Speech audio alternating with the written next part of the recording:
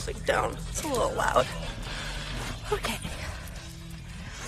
Friends and family do complain about how I don't respond quick enough. I mean, before I changed my number and got a new phone, I had like 600 unread.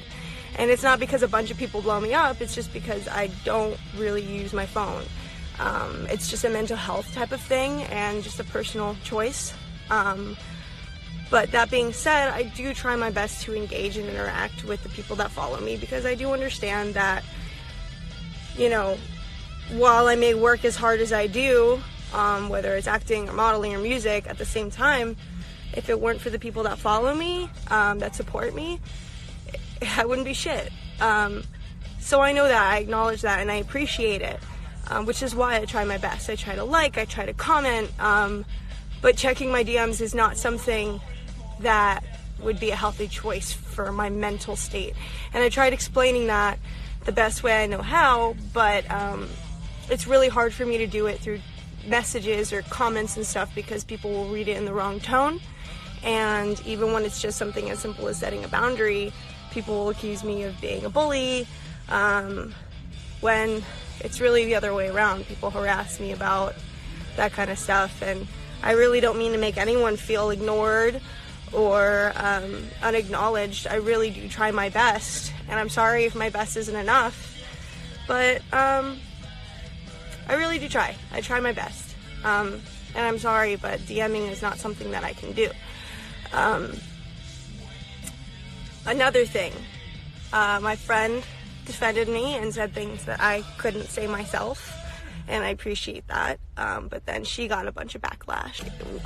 If we are to run it in person, I promise, like, I'm not going to be a shitty person. Like, I've met up with people in real life, and sometimes it goes really south, which is why I've kind of stopped doing that for a little bit. There was just one time where I was backpacking, and I met up with someone that followed me, and I followed them back, and we went out, we got lunch, and then afterwards, she was young, so I didn't want her to take the subway home alone, so I went back with her and met her family, and things were great. But then I called her out for not being totally honest with something, and then she immediately turned on me and screenshotted certain parts of a conversation, took out all the nice parts, made me look like I was bullying her.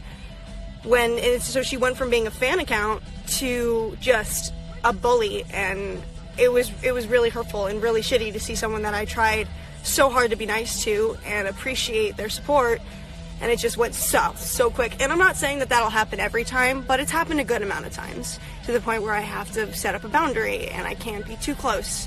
You know, I don't make friends with people online anymore, but, you know, and I don't hold anything against them, you know, like, she got used to me giving her attention, and then things got busy and I couldn't do that anymore, and then that upset her. So I get where she's coming from, but at the same time, it's unfair to expect a bunch of stuff from someone that you know that you don't know. But yeah, thanks for tuning in. I'm sorry if any of this upset you. I just kind of wanted to get it out of the way, and because yeah, it seems like any of the comments that I had on that post were just completely disregarded and unacknowledged, and, you know, they read it in the wrong tone and quickly called me a bully. So I'm sorry, that's never my intention.